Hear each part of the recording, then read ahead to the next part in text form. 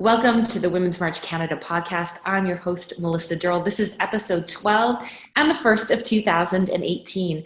And we have a special guest with us today, Gail Nestel. Is that how I say your last name, Nestel?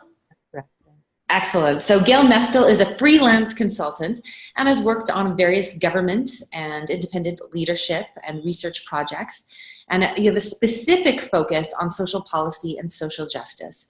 And you specialize in conflict resolution. So I'm really interested to talk to you because we're really actually days away from Women's March across Canada. So Gail, how did you get involved with Women's March? Well, actually, conflict resolution is one of my specialties, but I got interested very recently in the importance of a national pharmacare program. And that is because I came across the situation where two women in BC, Lilia Zahareva and Melissa Vertig, who have cystic fibrosis, have been denied a drug called Orkambi, which serves their particular mutation of cystic fibrosis and has improved the quality of their life over the last year and a half to the point where they're fully functioning back in their lives again, when before they were quite compromised. Lilia is a student at UVic. Melissa is fully engaged in her community, and she's got two kids and a husband. And suddenly, they were both dropped from their private insurance because the drug cost $250,000 a year per person. And the insurance companies, particularly UVic, and I think her husband's insurance company was a small business, so they couldn't carry the cost of the drug anymore. Now, so what is happening is that these women are caught between big pharma with big costs for a specialty drug and the private insurance companies that claim that they can't afford to carry it. I understand completely that a small business person would not be able to carry that kind of money on a yearly basis, and certainly the UVic student program would not be able to carry it. So then I got interested in other situations where people have been denied drugs, specialty drugs, for sudden onset sudden onset injury or illness by the province of BC, particularly Adrian Dix, who's the health minister. And then I started thinking about, well, national pharmacare has been in the discussion for at least, several years, and particularly since 2015, when a report called Pharmacare 2020 came out. And that's kind of been in the ether for a while.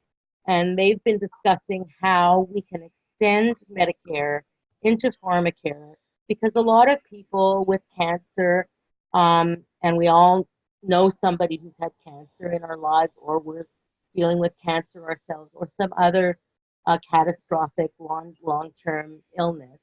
And people are not taking their drugs on a regular basis, at least those who can't afford the drugs. And some of them are quite pricey. So even somebody who's middle class, what the research is showing is that they're not taking their drugs on a regular basis, unless they're in hospital, at which point the drugs the cancer drugs can be administered in hospital.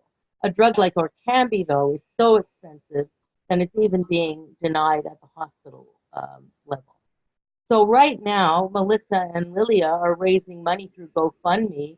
They've got enough money now to last them another month so that they can advocate for themselves with Adrian Dix, with John Horgan, who's the premier, and Carol James, who's the finance minister, and they are repeatedly denied. So Gail, I just want to stop you for a second so I can, obviously there's a lot of information here. I just want to break it down a little bit. Yeah. So, it's interesting because I think, we heard a lot about this during the American election.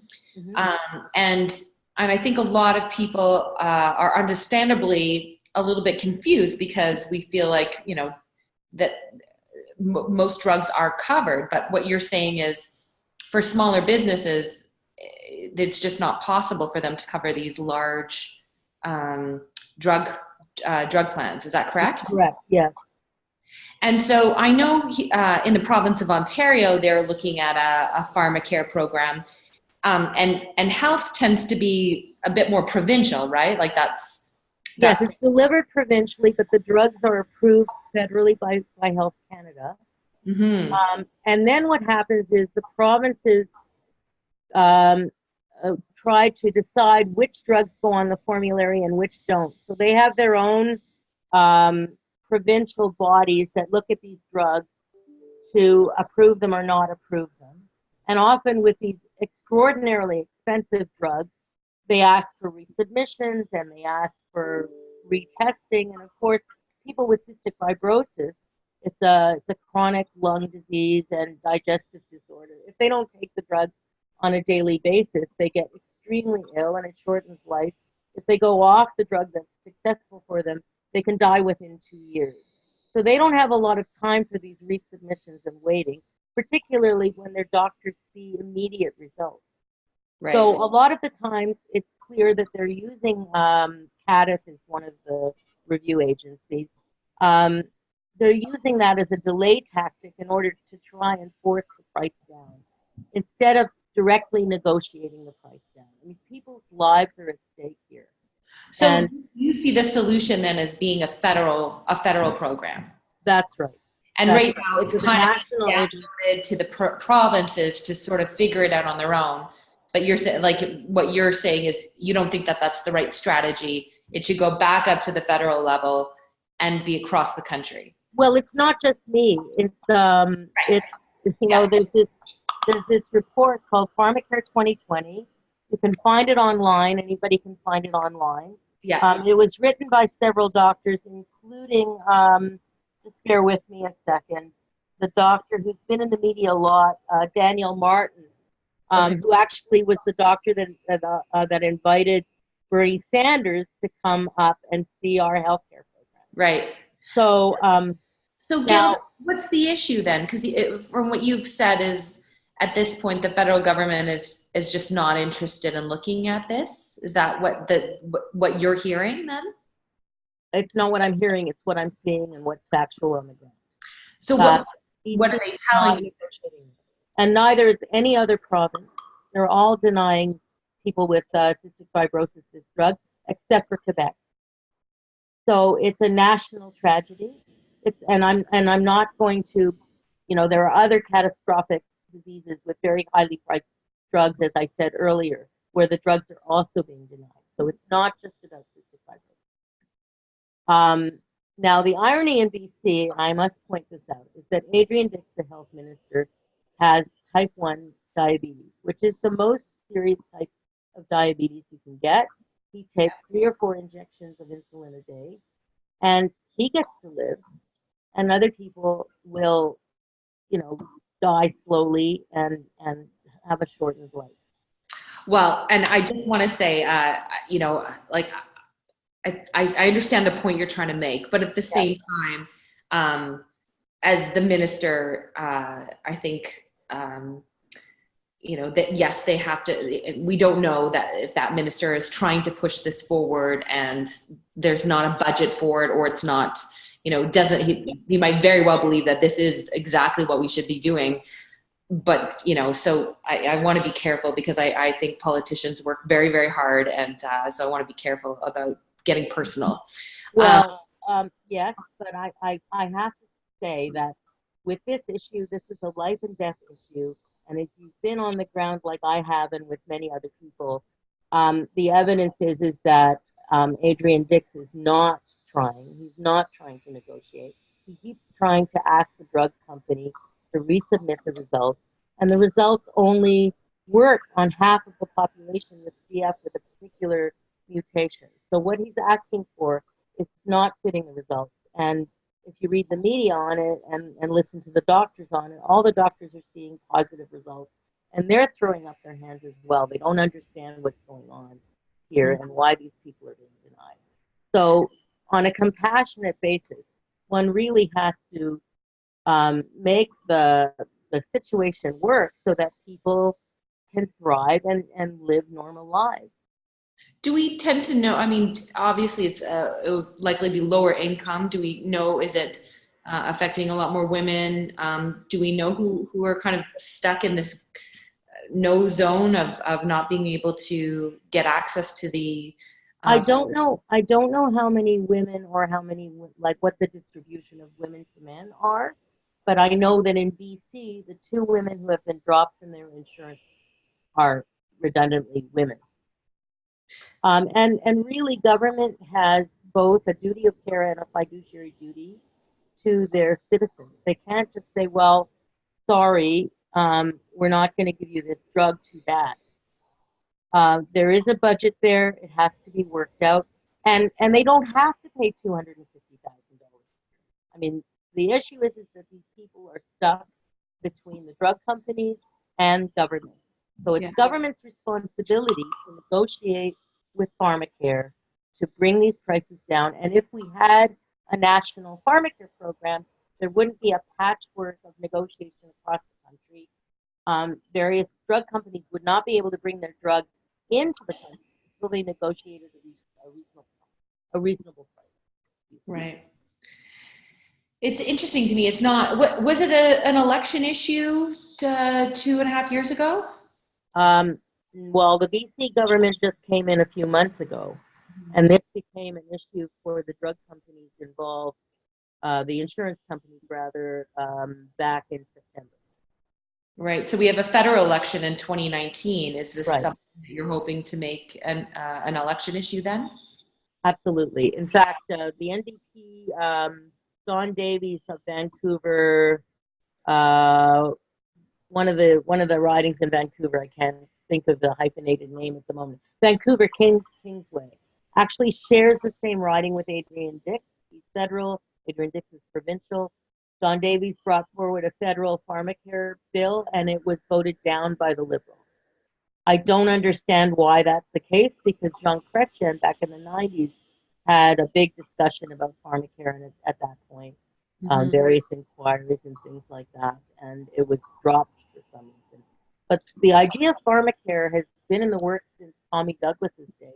Yeah, I'm from Saskatchewan, so Tommy Douglas, we're born and raised to learning about him. Yeah. So, it's unclear to me why the Liberals have dropped the motion or dropped the vote for pharmacare. My feeling is that it was a political move, that they want to bring it forward as an issue in the next election, as an incentive to vote Liberal in the next election. That would be my guess. But if they voted positively this time, people like Melissa and Lilia would not be battling in the same way that they're battling right now. Well, I appreciate you telling us about this issue. How did you learn about this? Well, I mean, pharmacare or pharmacare. I'm using the American term, right? But this idea has been around for a long time, as you mentioned. Has it always been something that you've been interested in pushing forward to a national strategy? Well, it's always been in the back of my mind. I have a physical disability, and that's another issue that I advocate for a lot. People with disabilities, and CF is considered a disability because it's a lifelong thing. So, I've been advocating for equity in employment and education and in other things for more broadly for people with disabilities. So pharmacare has sort of been in the background. I personally don't take a lot of expensive medication. I walk with crutches, and I'm asthmatic, so I take puffers, but it doesn't cost me a lot of money. I was very lucky. I got into a private health insurance plan. Not all people with disabilities do. I was a master's student at UVic up until 2015, and I was simply rolled over when I graduated into an individual plan. So I'm very grateful for that. The reason why this came forward for me was I picked up the Times Colonist, which is the local Victoria paper here, and saw an article about CF and Orkambi, CF being cystic fibrosis, and Orkambi, written by a mentor of mine at UVic, James Anglin. And he is now the professor of Lilia Zakhareva. He's moved from an executive position at UVic. He just recently retired, actually, but he was teaching Lilia in the School of Child and Youth Care. And he got to know her and got to know her situation and saw that once she got on this drug or Orkambi, that her health, improved tremendously. Right. I happen to be a person who knew two people in childhood with cystic fibrosis. And then we lost touch when I moved school. And when I was about 30, I was walking up Yonge Street in Toronto and bumped into my old grade 3 teacher. And I asked her about my friends, John and Michelle. And she said, unfortunately, they died about 8 years ago, which Oh. would have made them 22 years. Oh gosh. The average, the average lifespan for cystic fibrosis is 32. And with Orkambi, it's expected to increase. Yeah. So that's how I came across it again. Well, isn't it? There's always a catalyst, isn't there? Yeah. And I'm sorry for your loss, but I think hopefully we with the work that you're doing here can perhaps save some other lives. So I think that that's really important. I hope so. And once again, it's not just about cystic fibrosis. It's about everybody that we know who has cancer and other illnesses that have just become unaffordable to manage. So you're going to talk about this at the Women's March? I am indeed. So you're giving a speech on the big stage, I understand? I am. Okay, great. And you're going to talk specifically about pharmacare? I am. In the same way that we are today. Because it is a very broad, in the same way that we are today. Okay, because great. It is a very broad issue and it clearly affects women and their partners and their children. Children are also denied these drugs. Wow. Thank you for telling me about this. Now, you're part of the Women's March organizational group too? Yes. Why did you get involved with them? Well, I decided to get re-involved because of this issue of pharmacare, and I wanted to make sure that it was brought forward. Because there's so many issues that women are concerned with today, particularly around the issues of sexual assault, which is, primary in the States right now, but really it needs to be talked about more in Canada as well, and other issues too. We tend to point fingers south because it's easier for us to do that than sometimes look in our own backyard. We are the only Western country who have a Medicare program without a pharmacare program attached to it. So when we point to the states, it's not really a valid argument because they don't have Medicare, a national Medicare program at all. They're fighting to get even the basics that we have. Yeah. So we need to compare ourselves to the other countries. Yeah, we do. That have a pharmacare program attached to it. That's a good point, actually. Easy to compare ourselves when we're looking at the lowest common denominator. Well, I wouldn't say that the United States is the lowest common denominator in the world, but they're in a bit of a pickle right now. Sure, and yeah, I mean, really, we want to make people's lives better, and we want to do it in the best way possible. And right. And the other reason that I march is because I'm concerned about all the wars around the world. Really, many wars can be and conflicts can be solved through conflict resolution, as we've discussed. These conflicts are deeply felt. They're often based in religious beliefs or ethnic beliefs, and they really can be solved if there's willingness without creating war on one another. So that's the other reason I march. But there has to be willingness there, and often there is not. You had a lot of leaders in your neck of the woods talking about North and South Korea. Was it yesterday, 2 days ago? Mm-hmm. What do you think about North Korea? Have you done thinking about it? I'm not a Korea specialist, so No. I'm hesitant to talk about it specifically. Yeah. But again, there you have, I mean, these are territorial disputes. Yeah. And they involve leaders with very specific territorial demands around resources, gas, oil, water, and those are characteristic variables in all conflicts. Mm-hmm. speak specifically to North Korea and South Korea. A lot of it has to do with communism and capitalism. I'm not necessarily going to call it democracy because capitalist societies aren't pure democracies often enough. Right. But you know, they're complicated issues, and a lot of the time it has to do with how one country is trying to make demands on another country, who has the resources, who wants the resources, uh, that kind of thing. And for the ordinary people, it comes down to basic, you know, often access to water and food security. Yeah. Yeah. It's, yeah, you're so right there. And human rights. And human Human rights. rights is a big one.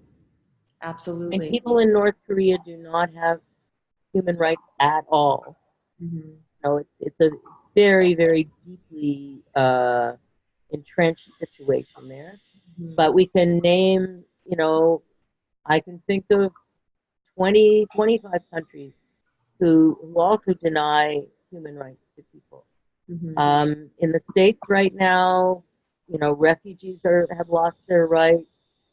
There's no immigration rights. Black people are still having problems with police. I mean, the big secret in Canada that we often don't talk about is people of color have issues with the police too because they're racially profiled. We call it carding here in Canada. Mm-hmm. Mm-hmm. So again, these are issues that we need to look at in Canada without pointing fingers elsewhere, unless we're talking about global. Have you thought about running politically? I have, yes. I'm more interested in federal politics because of my conflict resolution, war and peace background. But because of my disability, I walk with crutches. I kind of have to manage my energy, and I'm not really in the position to be running back and forth between Victoria and Ottawa every week. So, you know, I have to use my talents elsewhere. Well, I think you'd be great. So the one thing they say is, you know, a lot of women aren't running because they're not asked. So I'm asking, would you run? Thank you for asking, and I've offered my services as a strategist. So thank you for asking again. I'd certainly like to see the issue of pharmacare discussed more broadly. I'd like to see it on the national network. I'd like to see a panel discussing pharmacare. I mean, this pharmacare 2020 plan has been out, but it hasn't been widely distributed. And I think Canadians need to know about it. We need to maybe have community meetings right across the country discussing it so that we can push our government to actually put this in place. Right? Get grassroots support and get it through. I totally agree. And the other thing is that one problem with the Pharmacare 2020 program is that they mention chronic illnesses and what they call catastrophic illnesses, like cystic fibrosis, for example. But they also talk about budgeting, and that is a question that I would put to the doctors that wrote the report. What is your intention for these long-term diseases like cystic fibrosis, like other autoimmune diseases, like severe arthritis, for example, that also requires a very expensive drug, like certain cancers that require a very expensive drug. What specifically is the solution for that? I didn't see a really, really clear design for that in the particular report, and that's a question I'd like to put forward. Yeah, it's a really important an important issue, and I'm glad you're giving it a voice. And I hope that you'll continue to do so across the country, and hopefully we start to see some traction happen over the next little bit. So thank you very much. Well, thank you, Melissa. So that was our guest, Gail Nestel. Thanks for everyone for tuning in and listening to our podcast. You can find us on Twitter at Women's March CDA. Our website is womensmarchcanada.com. And what we do here, our mission across Canada, is to stand together in solidarity with our partners and children for the protection of our rights, our safety, our health, and our families, recognizing that our vibrant and diverse communities are the strength of our country. I'm Melissa Durrell, and I hope you have a great day.